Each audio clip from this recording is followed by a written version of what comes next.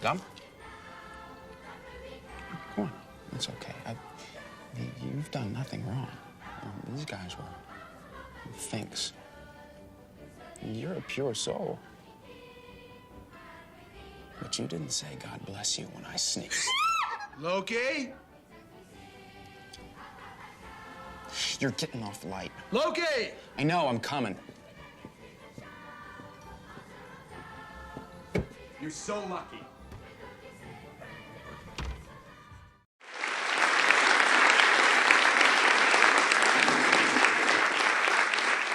Well, thank you so much. This book that's published 3 days ago in the United States, Science Set Free, is called The Science Delusion in England. And what science is being set free from, I hope, is the science delusion. And the science delusion is the belief that science already understands the nature of reality in principle, leaving only the details to be filled in. That, I think, is a profoundly mistaken view. Most people react with incredulity at first to this proposition. What could be more successful than science? It's given us cell phones, smartphones, computers, jet planes, keyhole surgery. There's huge benefits from the sciences and their technological applications. It looks as if nothing could be wrong with this. Yet, I think there's a great deal of mistaken thinking at the very heart of science, and that there's a conflict within science which is actually constricting science from what it should be doing. I see science as a method of inquiry, a means of exploring reality. But there's another side of science, which is science as a worldview or a dogmatic belief system. Now, most people, again, are incredulous when I suggest that science is a dogmatic belief system, because they say, well, surely science is the one thing that enables us to go beyond dogmatic beliefs. It's the one thing that pays full attention to evidence and free inquiry and open-minded thinking. That's an ideal of science, and it's an ideal that I share, but it's not one that's usually put into practice. Within the sciences, there's a very strongly defined set of beliefs, which most scientists don't even realize are beliefs. They think other people have beliefs, Christians, Buddhists, Muslims, and so on, but they don't have beliefs, they know the truth. And these beliefs are taken to be such established truths that they're not even discussed. When you study science, people don't say, these are the things you've got to believe, here's the creed. You absorb them as if by osmosis. They're just things that are so taken for granted, you assume they must be true. And most people outside the scientific world assume they must be true because science is so successful and has such huge prestige as a result of it. What I do in this book, Science Set Free, is take the 10 dogmas of modern science, the 10 most important dogmas, and I turn them into questions, treating them as hypotheses that can be tested rather than assumptions you can't challenge. The 10 dogmas are as follows. First, the belief that the whole world is mechanical or machine-like. The universe is a machine, animals are machines, plants are machines, humans are machines, lumbering robots, in Richard Dawkins' evocative phrase. So everything is basically mechanical. Machines differ from organisms in that organisms have their own self-organizing powers. They organize themselves. Plants grow by themselves, for example. They also have their own purposes or goals. Machines don't. Machines are designed from outside, and they don't have their own purposes. They just do what humans want them to do. They serve our purposes.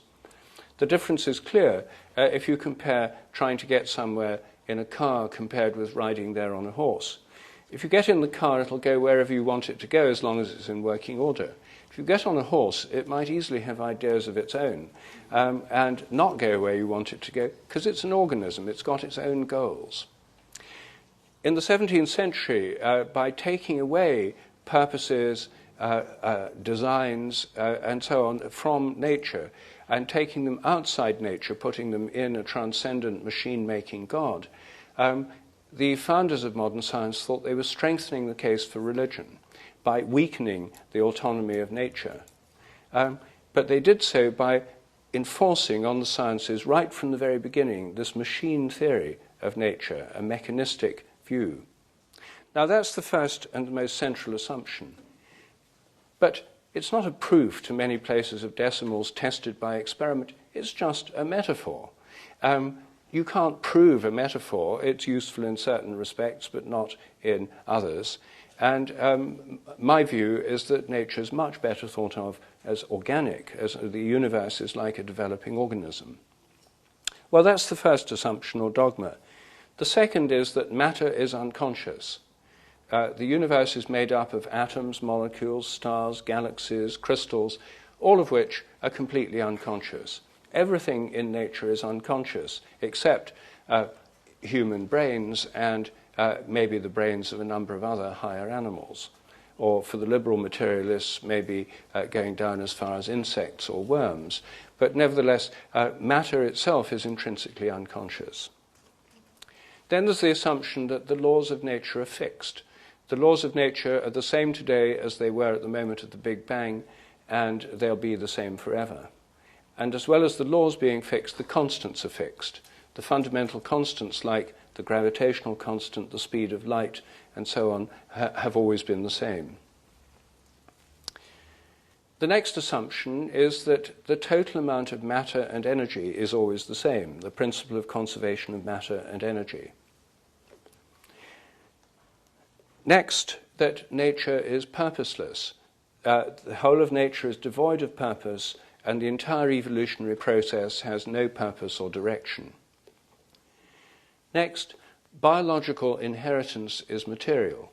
Everything that organisms inherit is inherited materially, mainly as DNA, or now there's added complexity through epigenetic modifications of the DNA, or through cytoplasmic inheritance. But essentially, most people treat the word hereditary as if it's synonymous with genetic. Assumption number 7 is that memories are stored as material traces inside the brain. Everything you remember is somehow encoded and stored inside your brain. Dogma 8, the mind is inside the head. Mental activity is brain activity. It's all inside your head. Assumption 9, dogma 9, follows from number 8. Psychic phenomena are illusory. Things like telepathy may appear to exist. Lots of people may believe they've had telepathic experiences, but that's because they're not smart enough to realize it's just coincidence or must have some other perfectly normal explanation. It's an illusion. And dogma 10, mechanistic medicine is the only kind that really works. Alternative and complementary therapies may appear to work, but that's because people would have got better anyway, or it's just the placebo effect. But mechanistic medicine is the only real kind of medicine, and that's why governments almost exclusively fund research on mechanistic medicine and not on other kinds, and why insurance companies and national health services confine almost all their funding to mechanistic medicine, because it's the only kind that really works. It's scientific medicine. Well, those are the 10 beliefs which underlie the modern worldview. Within science, some of them are questioned by some scientists in some areas of science, and as I hope to show today and tomorrow, all of them really have been superseded by advances in science itself. But nevertheless, these are the beliefs that most people pick up during the course of their scientific education, or indeed in the course of any kind of education, because almost all modern people have been brought up to have a respect for science and to believe it must be true. So these are the default assumptions of most educated people. Now, when we turn them into questions, things look very different. First of all, within science, you're not meant to question them. If you question them, you break taboos, and there's all sorts of sanctions against breaking taboos. I don't have time this evening to go into all 10 delusions, but I'll just deal with 2 or 3 of them. Tomorrow I shall speak in more detail about these in the workshop at CIIS. I'll start with the total amount of matter and energy is always the same. This very familiar assumption. The assumption is the total amount of matter and energy has always been the same since the moment of the Big Bang, when all the matter and energy in the universe suddenly appeared. As my friend Terence McKenna used to say, modern science is based on the principle, give us one free miracle and we'll explain the rest. And the one free miracle is the appearance of all the matter and energy in the universe and all the laws that govern it from nothing in a single instant. As Terence used to say, that's the limit case of credulity. If you can swallow that, you can swallow anything. The normal belief is that the total amount of matter and energy is always the same. This is the assumption that I myself questioned last. I only really questioned it 2 or 3 years ago. I'd questioned all the others during the course of my scientific career, but not that one. I thought this is the one that's most certain, that's most unquestionable. And it's the one that I believed longest, because I learned it in high school. It was something I learned in elementary physics lessons. I thought, though, I should include it in this book because it's certainly one of the powerful assumptions of science, one of the most venerable assumptions. And I also thought it would be good to find at least one of the dogmas of science was true. I didn't want to seem one-sided by finding all 10 were false. I hoped that this one would turn out to be true. I had nothing against it to start with. But the more I looked into it, the more dodgy it seemed, until I now see it as a house of cards built on foundations of sand, to combine metaphors. First of all, what's the history? Is this something people have established by detailed experiments measuring things with incredible accuracy to many places of decimals? No. This dogma is based on philosophical and theological assumptions that have been around for centuries, even millennia. In ancient Greece, the philosophers of ancient Greece were trying to find different ways of conceiving of reality. And for them, the ultimate reality was eternal and essentially changeless. The Pythagoreans thought that ultimate reality was numbers and mathematics, proportions and ratios. The Platonists thought that the ultimate reality was the realm of eternal ideas or forms beyond space and time. And the materialists, the founders of modern materialism, or also known as the atomists, said no, the ultimate reality was matter. Matter was made up of lots of little bits, atoms, which couldn't be split up by definition. They couldn't increase in number or decrease in number. The total number was always the same.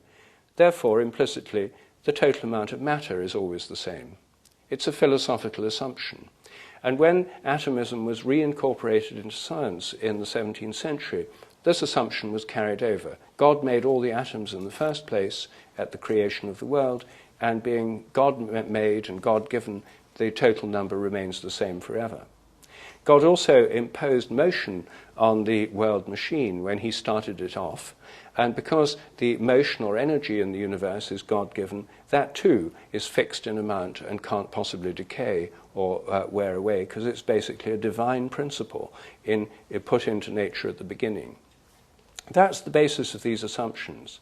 They were codified in the 19th century, in the 1850s, in fact, in the laws of thermodynamics and in the principle of conservation of matter and energy, and appear to be certain truths.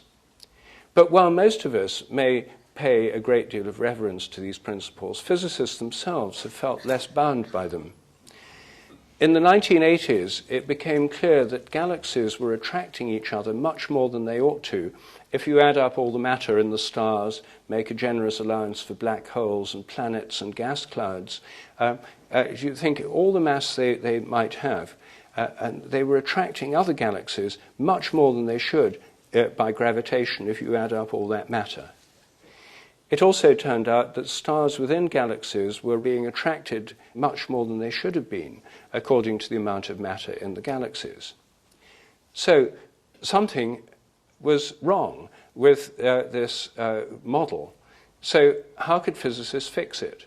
Well, simple. They could increase the amount of gravity by just adding in more matter to their equations. They add in exactly the right amount to make the equations balance.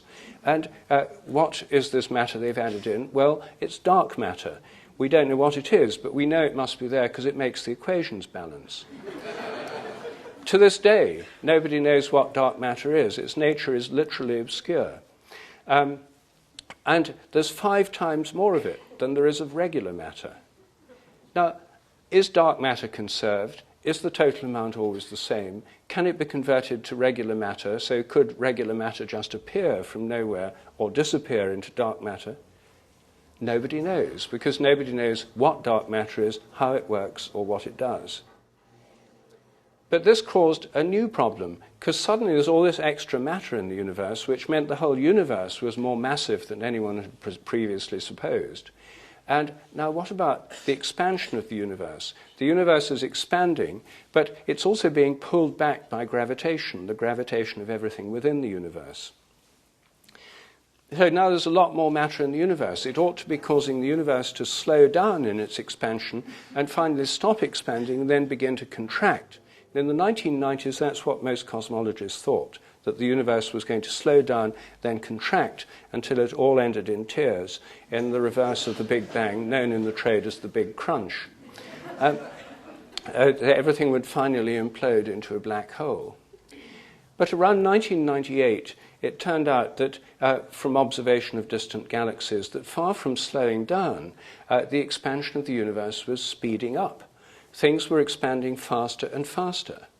Now, how could you explain that? There was nothing in physics that could explain that, and yet it seems to be happening.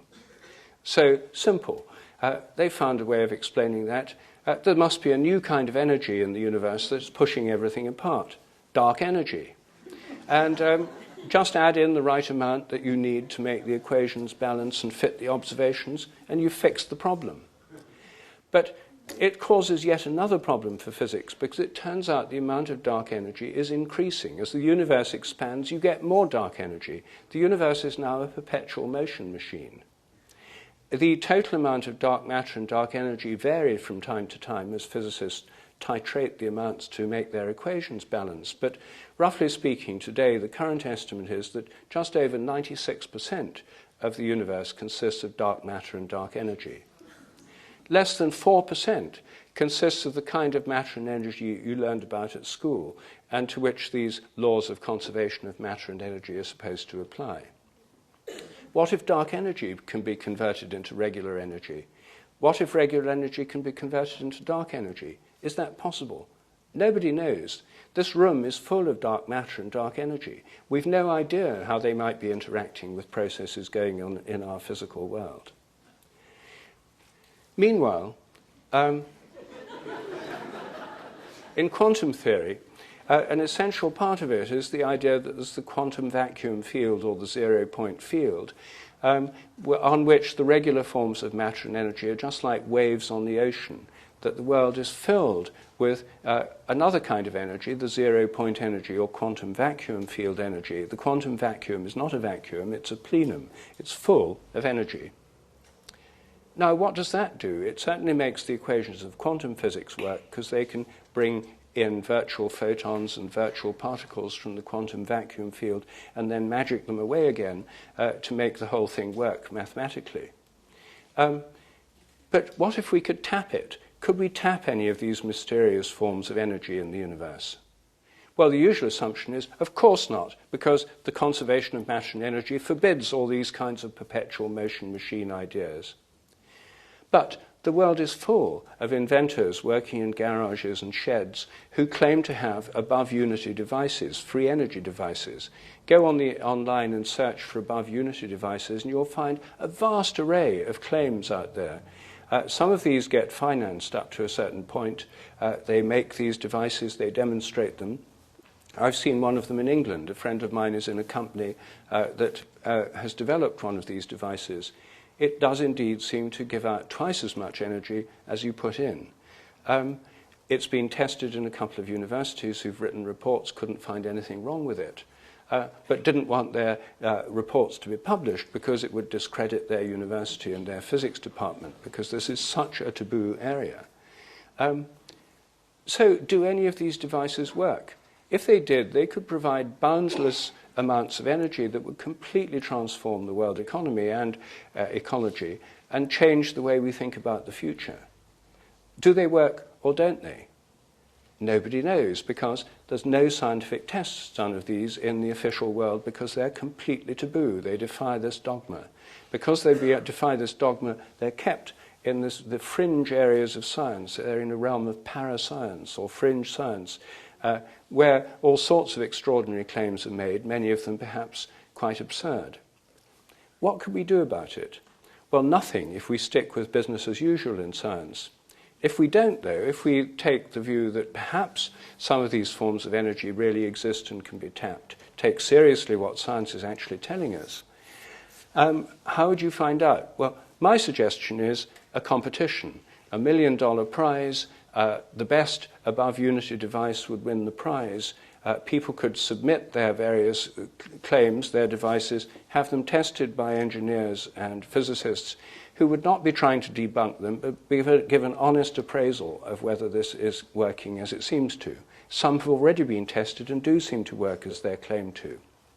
If anyone wins this prize, I think it would change the climate, because people would then invest in these things and things would happen. Right now, they have small investors, but as soon as they go to the big investors, like the big energy companies, they then call up their physics advisors, and within 5 minutes, the guy will say, these people are claiming it's above unity. That's impossible. This is just another perpetual motion machine crank. Forget it. So the prejudice is so great that it's very hard for them to get investment. If anyone won this prize, I think the climate would completely change. And if nobody won it, because if none of them really work, the conventional people would have the sweet delight of saying, I told you so. But for the first time, we'd have experimental evidence they're right, instead of just an assumption and a whole blanket denial of alternative possibilities. It turns out that the principle of conservation of matter and energy, when applied to living organisms, is equally dodgy. And this was one of the most shocking discoveries for me. I'm a biologist, and I'd always taken for granted that living organisms follow the law of conservation of matter and energy.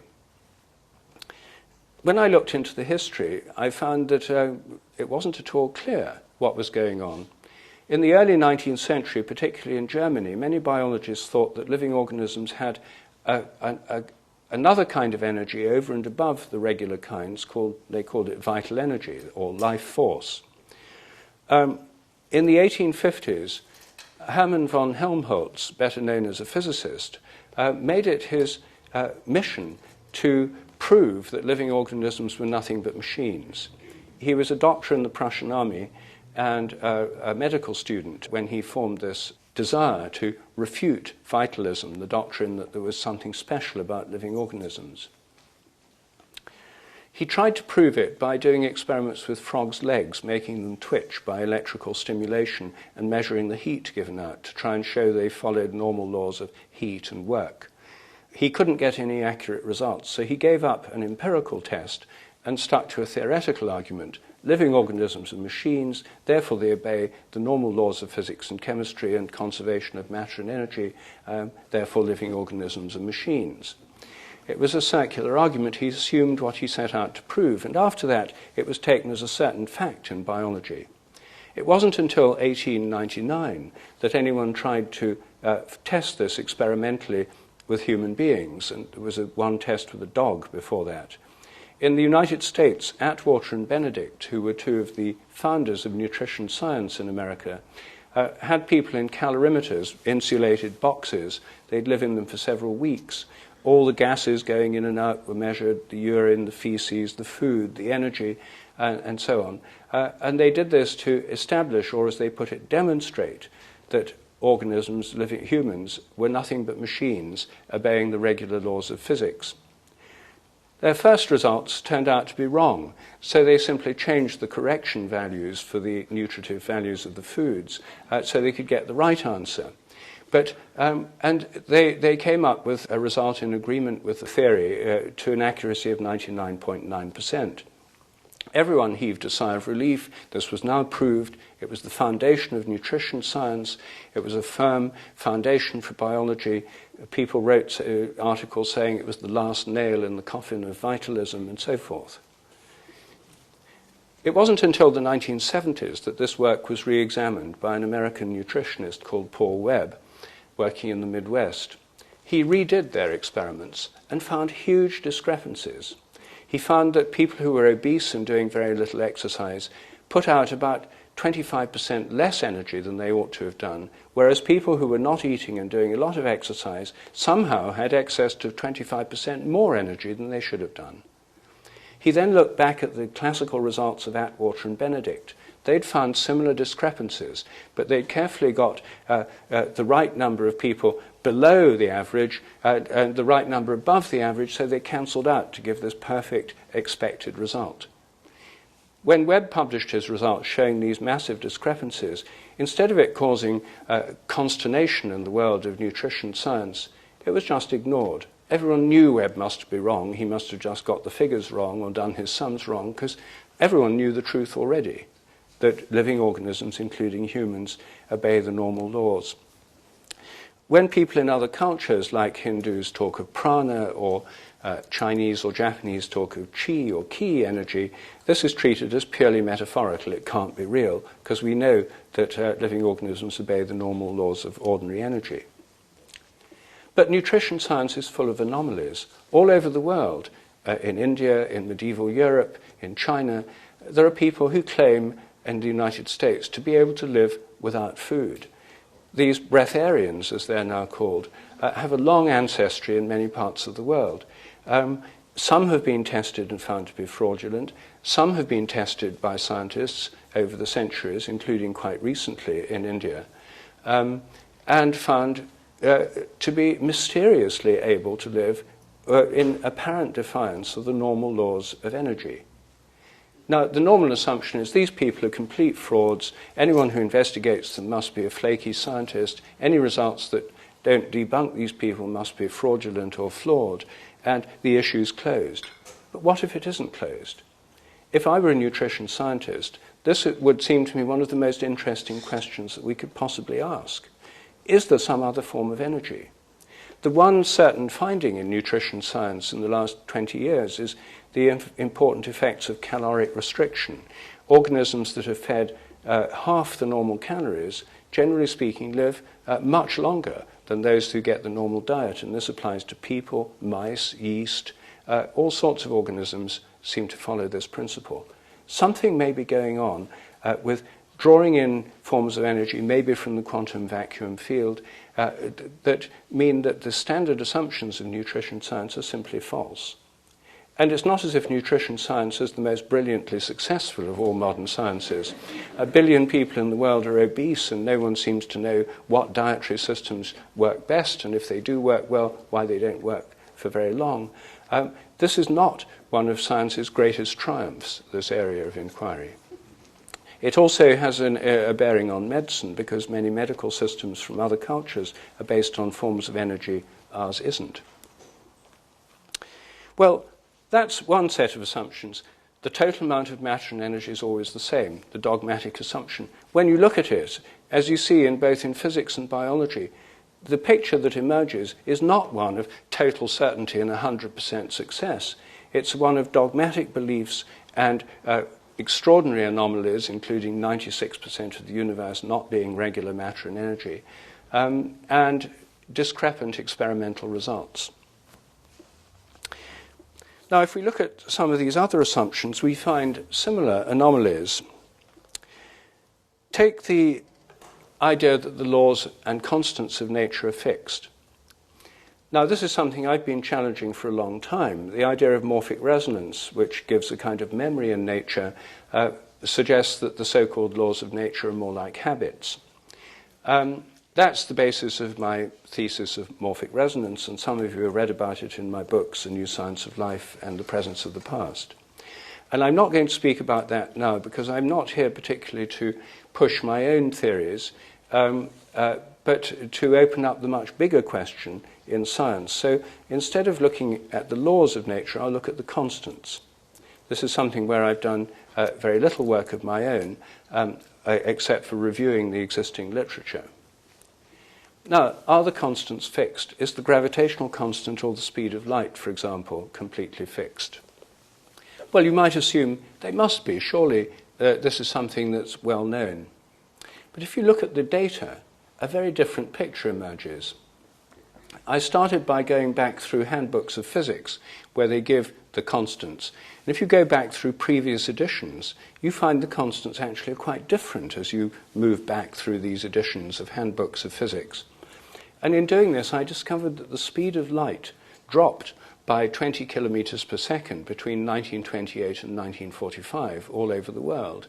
And then it went up again to somewhere near its pre-1928 value.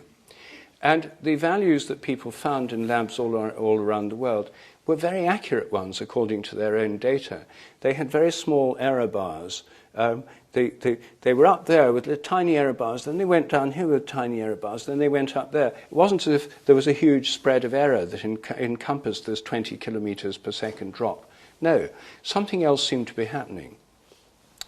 I went to talk about this to the head of the metrology section. Metrology is the science which measures the constants, at the British National Physical Laboratory, Dr. Brian Petley. He was kind enough to see me and to discuss it with me. And so I said to him, now what do you make of this drop in the speed of light between 1928 and 1945? And then it went up again. He said, oh dear, he said, you've uncovered one of the most embarrassing episodes in the history of our science. And I said, well, it needn't be embarrassing. I said, what if the speed of light really dropped? Wouldn't that tell us something really exciting and interesting about the universe? He said, well, it couldn't have really dropped. And I said, why not? He said, because it's a constant. So then I said, well, then how do you explain this discrepancy, this drop, with people getting these small errors? I said, the only thing I can think of is that suddenly the fashion changed and people started adjusting their results, fudging them to get what they thought was the expected value. He said, oh, we don't like to use the word fudging. And I said, what word do you prefer? And he said, we prefer to call it intellectual phase locking. And so I said, you mean that all around the world people intellectually phase-locked on this new value, discarded discrepant values, corrected them till they got that right value, and then published values that agreed with what they thought everyone else was getting? He said, well, more or less. And I said, well, then when it went up again, then the same thing happened. He said, yes, more or less. I said, well, could it happen again? He said, no, thank goodness it can't happen anymore. And I said, why not? He said, we fixed the speed of light by definition in 1972. And I said, you mean you just defined it by a kind of fiat? And he said, yes. And I said, but what if it really changes? He said, we'd never know. We've redefined the meter in terms of the speed of light. So the units it's measured in would change along with the speed of light if it did change. So that's the state of play in the most fundamental of all constants in modern physics. With the most ancient of constants in physics, Newton's universal gravitational constant, big G, as it's known in the trade, it's written with a capital G. The values of big G have been fluctuating wildly. Even in the last 10 years, it's varied by more than 1.3%. Most people assume these things go accurate to many places of decimals, but not so. Big G varies embarrassingly. And how they actually fix the value of G is they get different labs around the world measure it. They take an average of their measurements, discarding ones that seem to be too far off on the grounds they must be errors. Then the different labs submit them to the International Committee on Metrology. They then discard any values from labs where they think the lab must have got it wrong because it doesn't agree with the others, average the remaining ones and come up with what's called the best value of G. When I left Dr. Petley's office, he said, oh, by the way, you might like to see this. He said, it's just come from the press, and he leant down beneath his desk. There was a cardboard box full of pamphlets. He pulled one out and gave it to me. He said, the latest values of the physical constants. So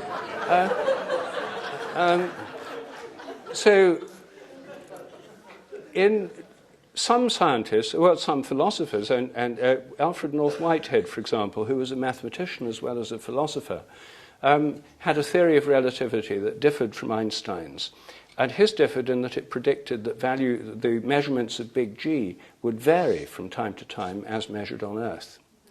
And so there is a reason for thinking they might vary. They might also vary if there really is dark matter and if it's in clouds of uneven density, if the Earth passes through them in its orbit round the Sun, or if the Earth in different parts of its orbit is affected differently by dark matter out there in the galaxy, it could affect these measurements. So the question is, do these measurements vary similarly all around the world? In 1994, in my book, 7 Experiments That Could Change the World, I tried to encourage metrologists to look at the raw data and see, are they all the values of G all up, say in June, and down in July, or down in December? Do they vary together? Is there a cyclical variation in these around the world? They refused to do it because they said, G is constant, this is a meaningless question. But the data are there. It wouldn't cost very much to do this. It's terribly frustrating that it hasn't been done. I think if it was done, we might find meaningful variations in G which could actually be analysed and give rise to new science. Now, this isn't a terribly fundamental thing. It's a fundamental constant, but we're talking something fairly simple to do here. A graduate student could probably do this analysis. It might turn out, in fact, that the constants, they all vary as measured. The usual assumption is these variations are all errors. It might turn out that they vary within limits rather chaotically. The day may come when we open scientific journals like Nature every week, and there might be a page like the stock market reports on the constants.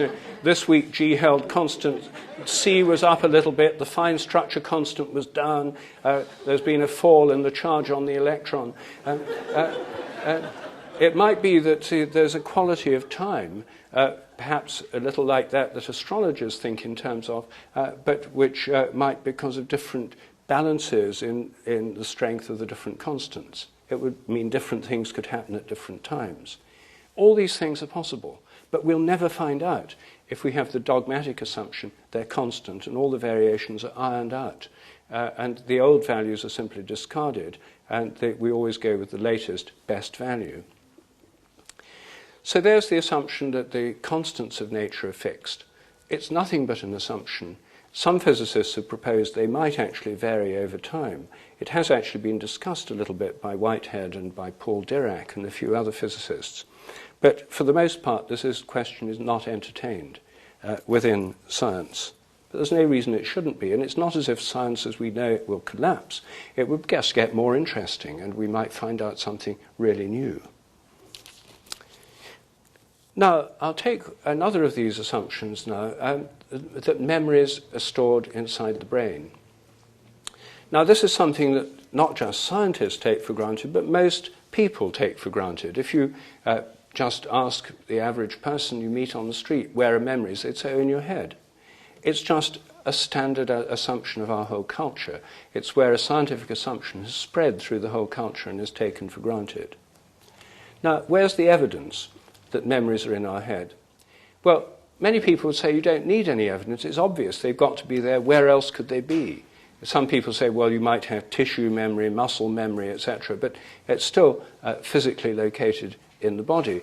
It's got to be there. How else could it possibly work? This is an assumption. There are actually alternatives. And the idea that memories are stored in the brain has been questioned by philosophers for centuries. Plotinus, in his theory of the soul, thought that memories were an aspect of the soul, not of the body, and were not stored in the brain.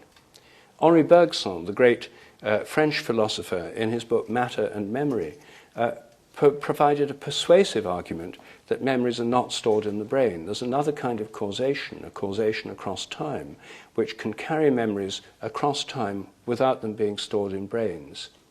Bertrand Russell, the British philosopher, agreed with Bergson, and he proposed that there was a new kind of causation that he called mnemonic causation, a kind of causation that works, is the basis of memory, that leaps across time, connecting similar things across time. Ludwig Wittgenstein came to the conclusion that memory was not stored in the brain. He was one of the most influential philosophers in the English-speaking world in the 20th century. My own view is that memory depends on morphic resonance. Morphic resonance is a kind of resonance across time from similar patterns of activity in the past to similar patterns in the present. That's the postulate of the theory. It's a resonance theory of memory. And what the resonance theory of memory would say is that memory depends on a kind of resonance with the past. When you meet somebody you haven't seen for a while and you recognize them, you resonate with yourself in the past, the last time you saw them. And there's a resonance across time that gives you that feeling of recognition. You know you've seen them before. It's not, in the meantime, stored inside your brain. There isn't a kind of copy of their face somewhere embedded in your nervous system. That memory may depend on the resonance process, not on physical storage inside the brain. Well, what about the evidence? For 100 years, people have been trying to find the putative memory traces inside brains. In the 1950s, there was a determined attempt to find these by Carl Lashley here in the United States, who trained rats and monkeys to learn a wide variety of tricks. Once they'd learned the trick, he cut out bits of their brain to find out where the memories were stored. And to his surprise, he found that he could cut out large amounts of the brain. It didn't matter which amount, right, left, front, back, upper, lower. He could cut out large chunks of the brain without destroying the memory. Of course, if you remove the whole brain, the animal couldn't behave anymore, so you couldn't detect what was going on in terms of memory. But you could cut out large amounts of the brain, and these animals, after they recovered from the operation, could still remember. He came to the conclusion that memory seemed to be both everywhere and nowhere in particular. It couldn't be localized. His student, Karl Pribram, took this idea further with his idea of the holographic storage of memories, that they're stored like a hologram over large regions of the brain. Since then, there have been further determined efforts to find memories, either in modified nerve endings, in phosphorylated proteins, or in other molecular mechanisms. Over and over again, they've drawn a blank. We know that when memories are laid down, there's activity in certain regions of the brain, particularly the hippocampus. And when the memories are retrieved, there's activity in the brain that can be detected by brain scans. But in between, they just seem to disappear. Now, does this make people think, are they really there? No. They just say, we haven't found out where they are yet. We need a few billion more dollars, and we'll have another determined attempt to find them. But you see, there may be a very simple reason for this repeated failure. After billions and billions and billions of dollars have been spent, millions of man-hours expended on this quest, the reason that they can't find them may be very simple. They may not be there. It may be rather like coming to your house and trying to find what programs you watched last night on television. Did you watch Obama's acceptance speech? Can I find out by analyzing the transistors and wires in your TV set? No, I can't, because it doesn't leave a trace in the TV set. That's not how TV works. It tunes in. It doesn't store. It's not a video recorder. It's a receiver. I think our brains are much more like receivers than recording devices. And of course, if you damage a receiver, you can damage the ability to retrieve memory. If I came and damaged the sound circuit of your TV set, I could make your TV set aphasic. It wouldn't speak.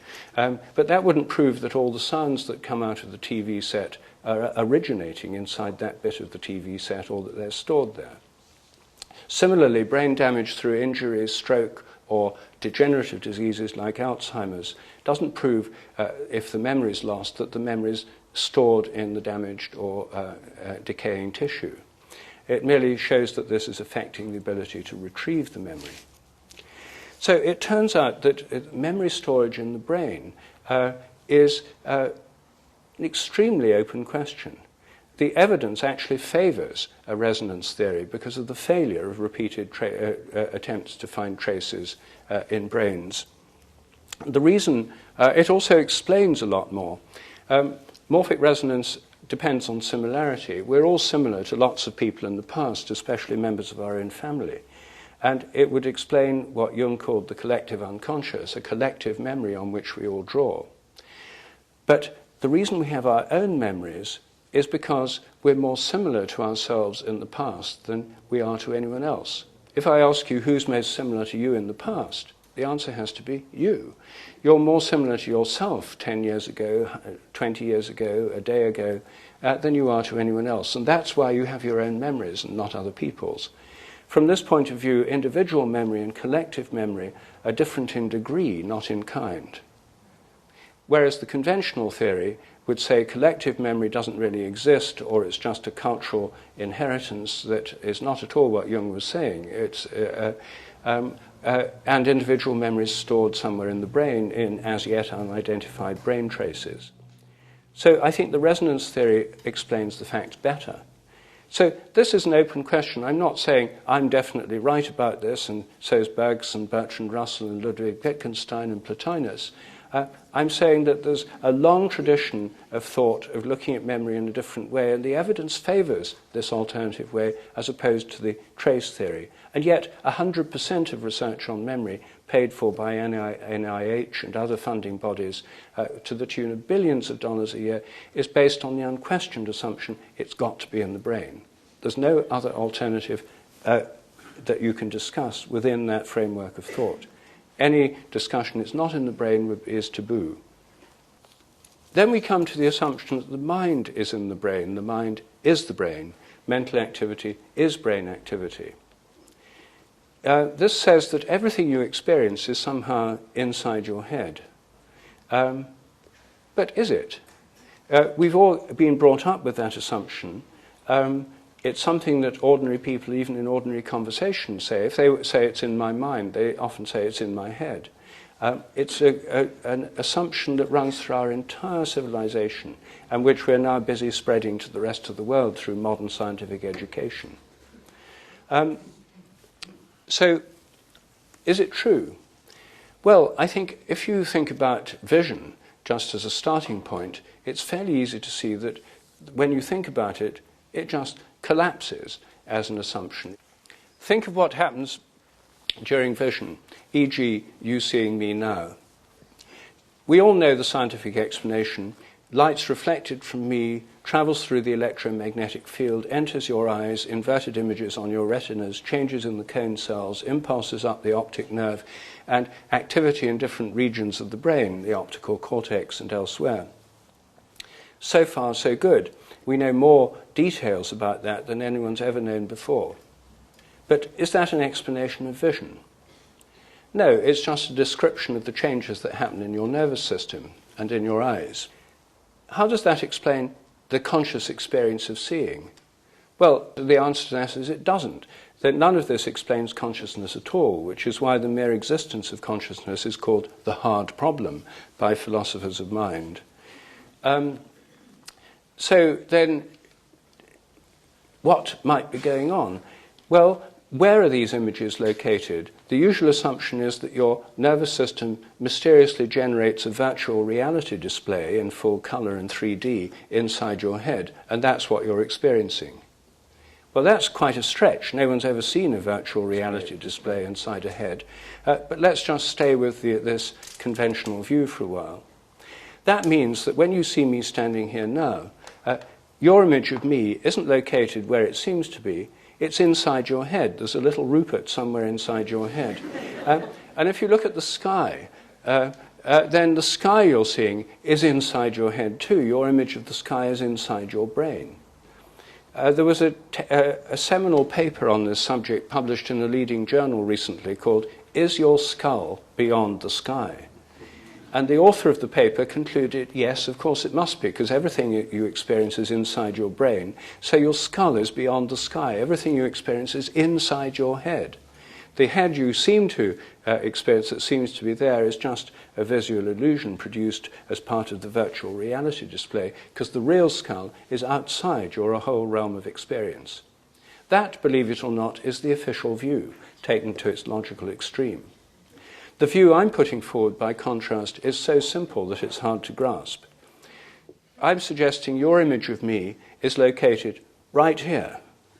It's in your mind, but not inside your brain.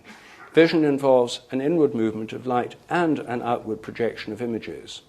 that everything you see in the world around you is projected out. Your mind extends far beyond your brain. If you look at a distant star, it extends out of literally over astronomical distances. So the projection of the mind in every act of perception is something that's not confined to humans. I think that's the way all image-forming eyes work. The world is full of invisible visual projections of other people, of animals, of birds, of insects. Just as this room is full of invisible electromagnetic radiations carrying cell phone messages, TV and radio programs, so when you go outdoors on a nice bright day like today was in San Francisco, the world is filled with these visual projections from all these creatures that are seeing the world, not just humans. Now, this is not a new theory of vision, and I claim no originality for it. It's what Plato taught, it's what the ancient Greeks believed, it's what Euclid had as his basis of his optical theory of vision.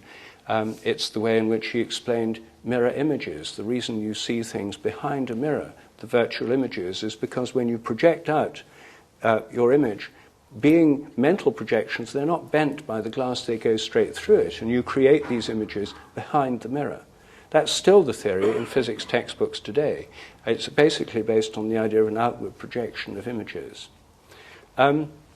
Most children under the age of 10 believe that the eye projects out images. Jean Piaget, the developmental psychologist, found that under the age of 10, most European children believe that vision involves an outward projection as well as an inward movement of light. However, Piaget said, rather pleased with himself, that by the age of 10 or 11, the average child learns the correct view, which is that thoughts and images are invisible things located inside the head. Now, most of us have taken that on trust, but no one's ever seen a thought or an image inside a head. All they've seen is electrical changes in brain activity. So, is this just a philosophical question, or can it be tested? Now, as some of you already know, this is something I've devoted some time to, because if your mind reaches out to touch what you're looking at, you should be able to affect what you're looking at just by looking at it. If it's another person, if you look at them from behind, through a window, they can't hear you, they can't smell you, they can't see you, they don't know you're there by any other means. Can they feel your gaze? Well, as soon as you ask that, you realize this is a common experience. Most people have had the feeling of being stared at, and have felt when people are looking at them from behind. I've done lots of experiments. Some of these experiments are so simple a child can do them, and in fact thousands of children already have done them. They've been done in primary schools and secondary schools in Britain, Germany, and throughout the state of Connecticut. These experiments have given consistent, repeatable results. People can tell above chance when they're being stared at. This experiment's also been running in the Amsterdam Science Museum, the NEMO Center, for 15 years now. Tens of thousands of people have taken part. It's one of the biggest experiments ever done. The results are overwhelmingly positive and statistically significant. The sense of being stared at seems to be real.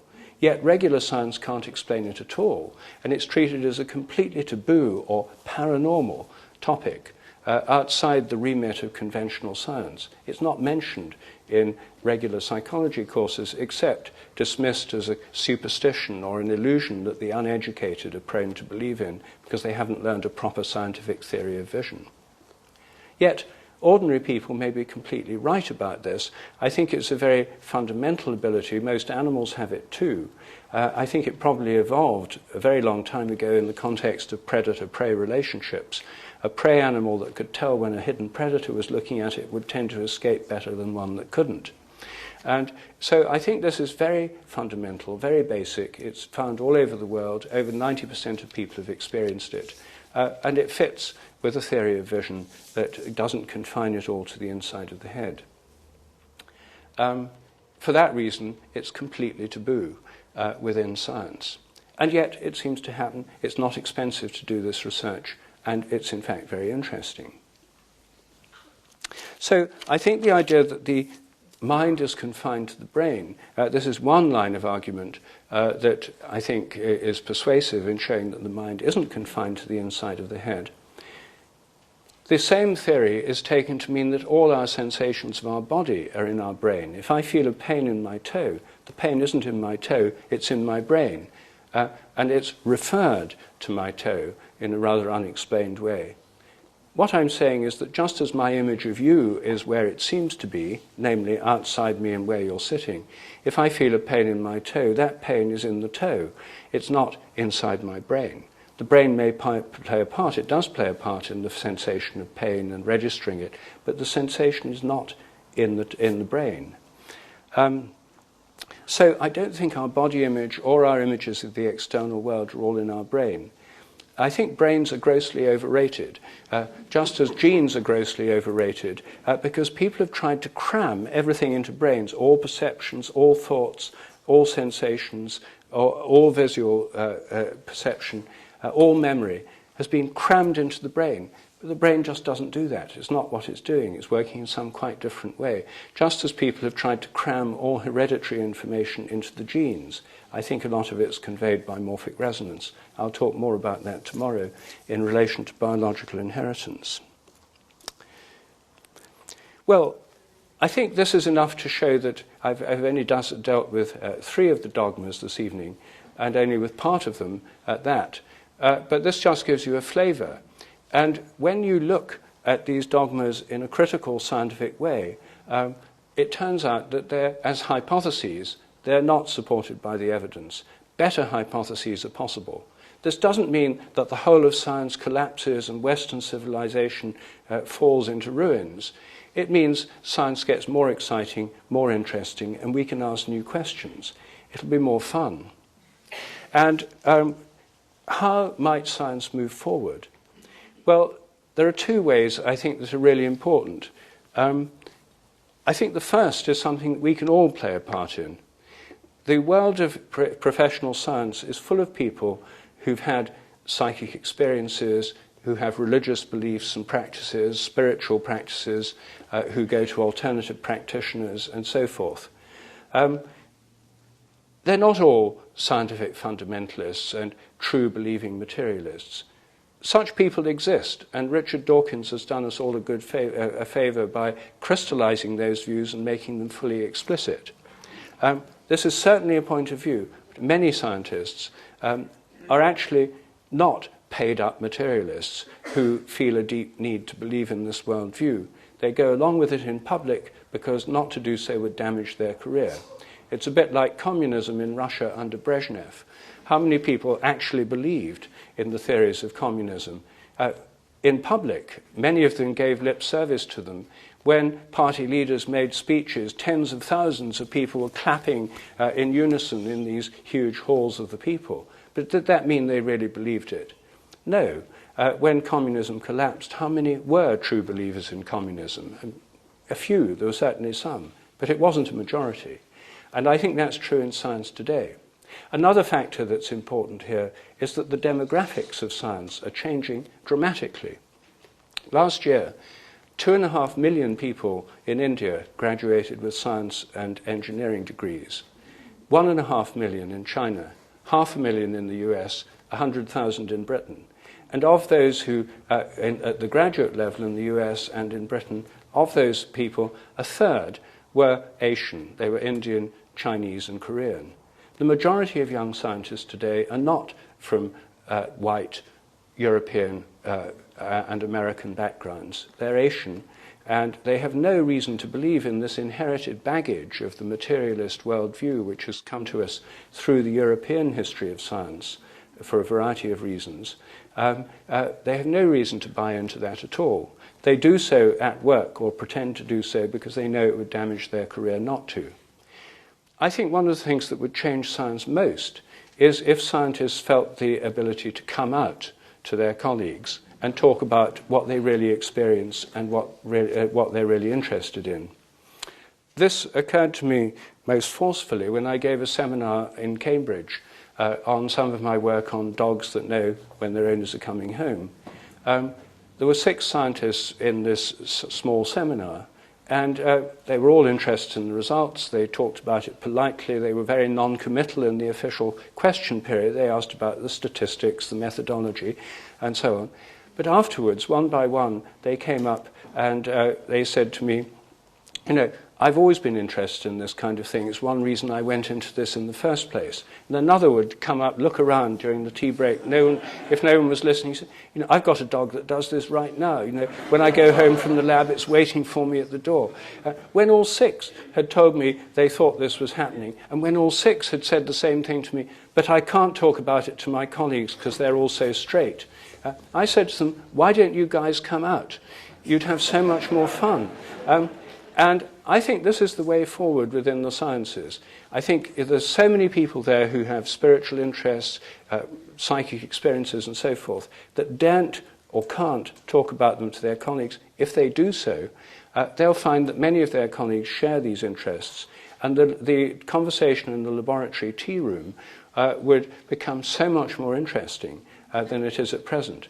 And these kinds of bigger questions I'm talking about would become part of the scientific debate rather than being marginalized and kept in taboo areas where if scientists talk about them at all, they do it with their colleagues after a few glasses of wine with trusted friends in the evenings. I know that the scientific world is full of people who don't believe this because since I've been out for decades, scientists feel quite free to talk to me.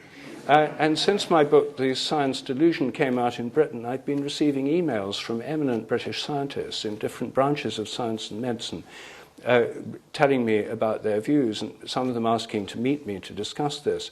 I've been having a series of clandestine meetings with eminent scientists.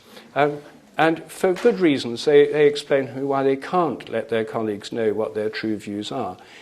And for one or two, the price is very heavy. They'll lose their grants, they won't get their papers published in high citation, peer-reviewed journals, they won't get tenure or promotion. There's a big price to pay for breaking these taboos. But if enough people do it, it would be like gays and the gay liberation movement. It would be empowering, mutually empowering. And it would just make science so much more fun and much more attractive to young people. Right now, it really puts off a lot of bright young people because they see it as just a load of dry facts you've got to learn. If they were aware that lots of questions are truly open, I think it would be a very different situation. Well, I think that's enough to give you a flavour of this book, and I'd be happy to answer any questions.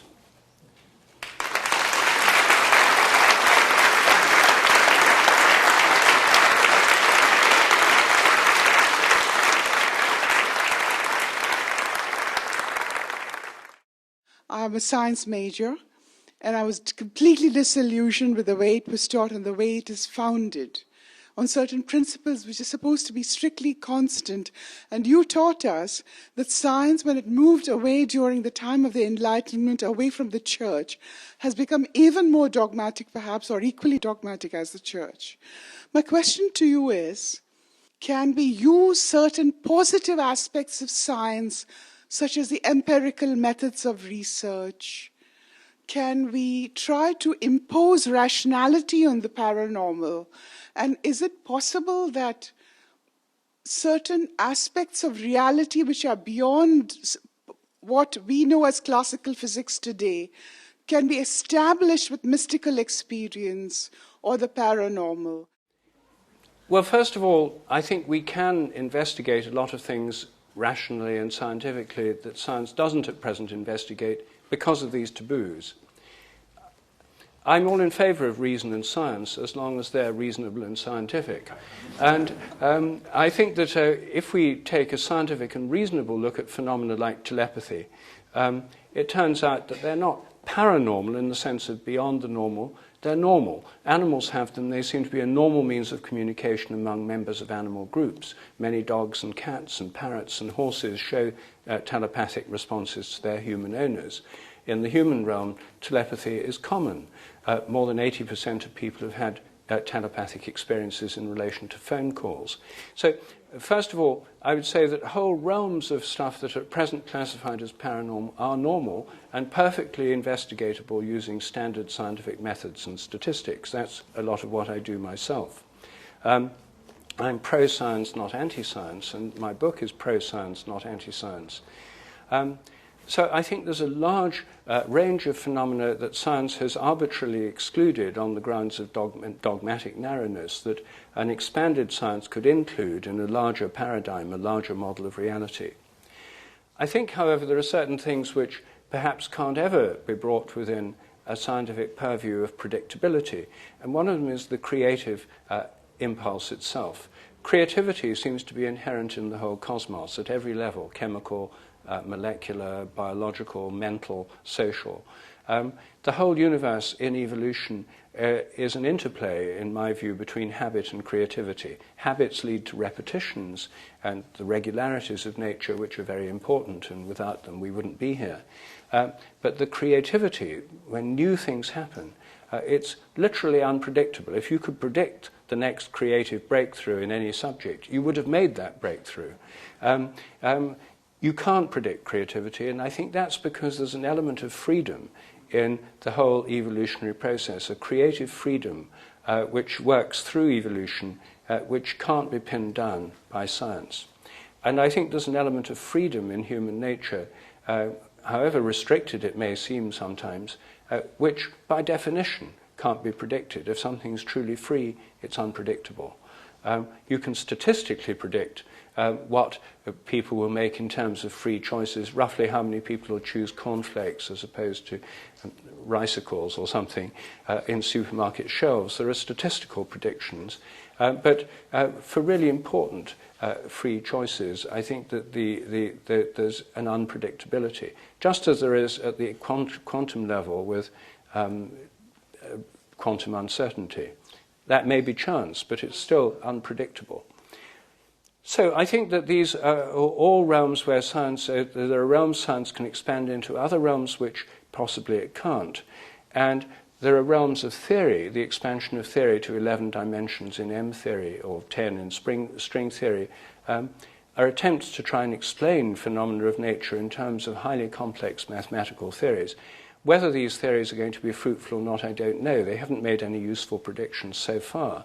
About 80% of theoretical physicists are engaged in what seemed to me sterile speculation. But maybe they'll turn up something useful. That's an area I don't know enough about to form a valid judgment. But your point about the potential expansion of science, the paranormal becoming normal, I think is a very important part, and it's already happening. An argument that I hear from a lot of scientific materialists is that by trying to complexify and nuance science, it leaves the door open to, for example, those who want to deny climate change or deny evolution, to then say, well, science is really kind of mistaken about a lot of things, so why can't they be wrong about these issues? And granted, of course, in evolution, a lot of the materialists will simplify the picture and give a mechanistic account of biology and so on, and that it's all random natural selection, and that picture needs to be complexified. But how do you think about sort of the public education of science, especially in a country like America, where there's a large sector of the population that's actively denying many what would seem to be scientific facts? Well, there is no country like America. This sort of anti-science movement, creationist movement and stuff, we simply don't, at least it hardly exists in Europe or in most other parts of the world. It's a peculiarly American phenomenon. Now, that doesn't mean it's not important. It's very important. But I myself think that the best way is to be honest. And I don't think that there's any point in trying to oppose religious fundamentalism by scientific fundamentalism. And what we've got at the moment is a kind of scientific fundamentalist like Richard Dawkins attacking creationists. The really interesting area of this discussion is not at those absurd extremes, but in the middle, in the area between, where there's whole new questions to develop and whole ways forward to go. So I myself don't... my argument is the reason the book's title is different in America is because the American publishers thought that the science delusion would be mistaken in America as being a creationist tract and climate change denial and so on, which it's not. So Science Set Free actually better expresses what the book's about. I think most people are quite capable of understanding there can be uncertainties. There's uncertainties in everything about the weather, the economic prospects, one's health. Everything's uncertain. Science has created an illusion of certainty, which I think has done a great deal of harm, and it's one of the reasons that we have the science delusion. So my own approach is to show that science can in fact investigate things that people haven't looked at before. For example, my research on dogs that know when their owners are coming home. I've had no problem with the religious right or creationists with any of my research. Most people on the right or the left are really interested in, does my dog really know when I'm coming home? This isn't a political issue. It's a scientific one, and some people say, well, it's just routine, or they smell you, and then you can do experiments to find out, is it just routine, can they just be smelly? And when I've talked about these things in popular newspapers and on popular television channels, I find most people are truly curious. It doesn't arouse dogmatic responses, and people feel this is the kind of thing science should be doing. I think it is the kind of thing science should be doing. So I don't personally see this as a problem. I think what the problem is that materialist science has been portrayed as the only kind of science, and materialist science is inherently atheistic. Materialism says the only reality is matter. There's no such thing as consciousness beyond brains. There's no such thing as God. God's nothing but an idea in human minds, and therefore nothing but an electrochemical pattern of activity in human brains. It's not out there.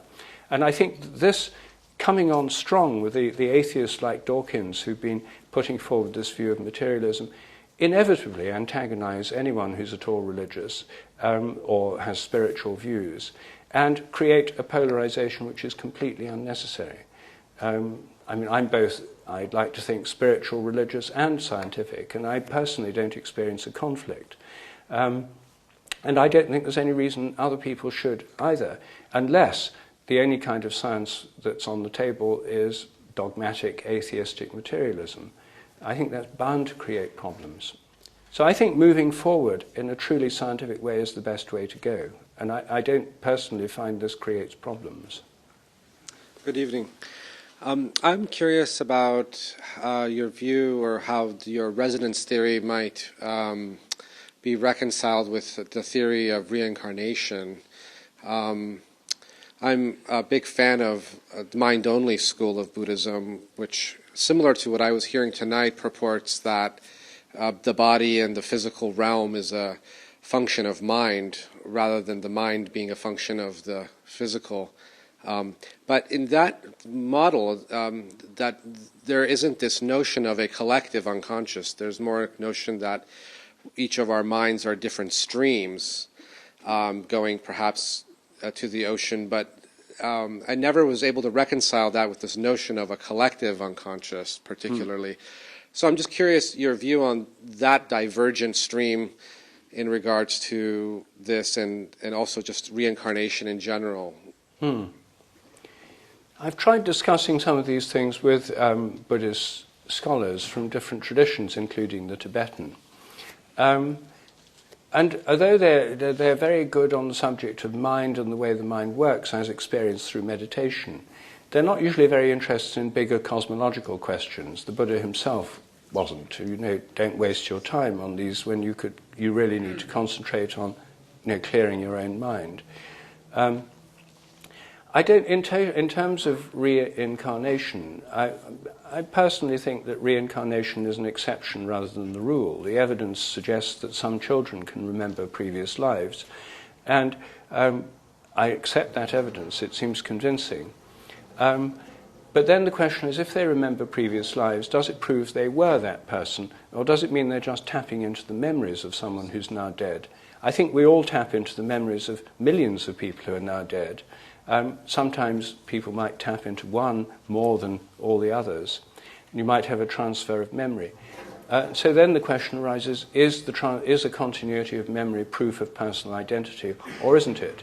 And then we get into whole realms of metaphysical discussion. I mean, the difference between Buddhist and Hindu philosophies on the whole in this matter is that Hindus would say there is a continuity And the Buddhist doctrine of anatta, as I understand it, is one that says there's no sort of soul that moves from body to body. There's bundles of tendencies or memories.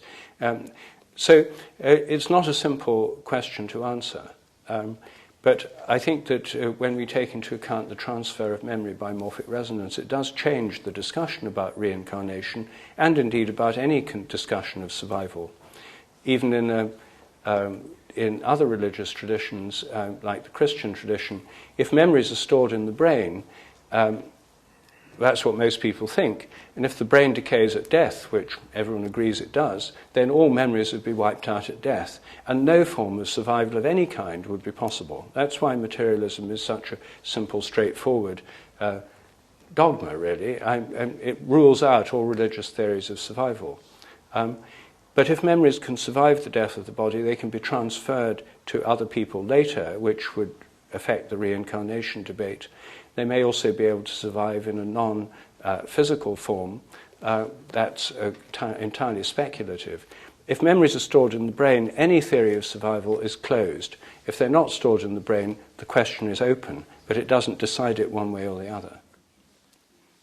So then, do you view that memories and this, because I'm not familiar with your writings, that there's kind of like a collective sort of, I mean, just as you were describing the waves in the air that our television set tunes into, yes, are you suggesting that that consciousness is kind of this in this sort of all melted together, and that where do you get the Well, I'm suggesting we have access to a collective memory, a human collective memory. Animals, rats, can tune into a rat collective memory, and so on. Hi, the last time I saw you speak was at Ions up on the hill, and you brought that fascinating video of the psychic parrot, the gray, and it was really quite impressive. And just as you were leaving, you said you were going to Philippines or somewhere to look into a young boy with his elephant that claimed the same thing, that the elephant could read his mind. And you pretty well proved that parrot could read the mind of that lady. Where is the parrot today, and what happened with the elephant? Well, I went to South India to look at elephants and how telepathic they were with their mahouts. I found that there were some fairly convincing stories, but there wasn't any situation where I could easily do experiments. Working with elephants is a little bit cumbersome, and so there's no news flash on the elephants. As regards the parrot, Enkisi, Enkisi is still alive and well, now aged about 14. African greys can live to 75, so he's still quite young. His vocabulary continues to increase. He now has a vocabulary of about 1,500 words, which is the largest ever recorded for any animal of any species in history. And he continues to speak in inventive sentences in an appropriate way. So Aimee Morgana, whose parrot he is continuing to study him, and she's working away with the parrot. She hasn't published any of her data yet. She's got vast amounts of data. But I'm hoping sooner or later she will. And this is a very long-term project. Anyway, the parrot's alive and well, I'm pleased to say. Hi. I'm just interested in this concept of the laws of nature changing and not being constant, and also how that intersects with your idea that mind and resonance sort of contain the physical world in a way. So if those intersect, I'm interested in what you think about how the laws of nature and their change mirror our thinking, and how those pattern after each other and how they intersect. You mean the laws of nature in the non-human world, how they might be affected by the way we think? Yeah, yes. Well, there's a sense in which the laws of nature are human constructs. I mean, you don't actually go out into nature and find a law. What we observe are regularities in nature, and I myself interpret them as habits. Many scientists would say they follow from eternal mathematical laws. I would say that's just a way of thinking about them. One of the problems with modern science is that it's deeply anthropomorphic. It pretends not to be, but it is. If you look in the natural world, where do you find laws? You don't. If you look in the human world, where do you find them? Well, not in tribal societies. They have customs. You find them in civilizations. It's the only place you find laws. And in the 17th century, the concept of laws of nature was directly metaphorical. God was the emperor of the universe, and he made up the laws that govern nature. And being all-powerful and omnipotent, he acted as the universal law enforcement agency, making sure that everything obeyed them. It's a terribly anthropomorphic concept. We don't find laws in nature. As C.S. Lewis once said, to say a stone falls to earth because it's obeying a law makes it a man and even a citizen. It's an anthropomorphic concept. So what we do find in an evolving universe is changing regularities of nature. And the sciences are in a kind of dialogue with the natural world through experiments and observation. Anyway, the best concept I can find to explain these is habits. And of course, we have habits too, but it's not just humans that have habits. Lots of animals have habits. Even crystals have habits. It's a very much wider metaphor than law, which is confined only to certain kinds of human society. On behalf of everyone here, thank you so much, Rupert. One more round of applause.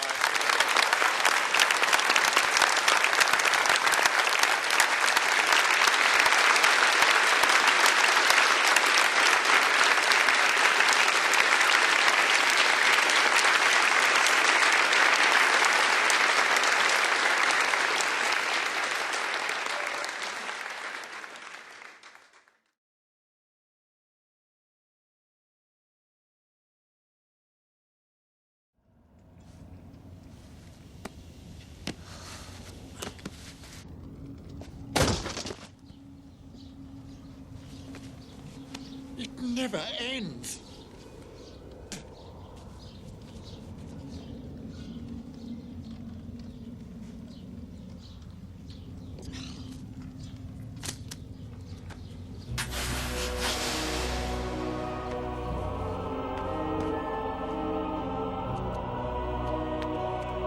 Get off of me! I want to see what's up!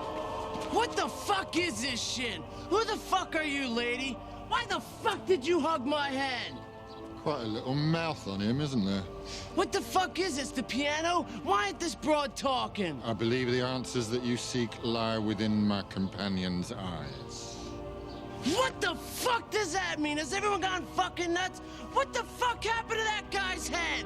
I want some...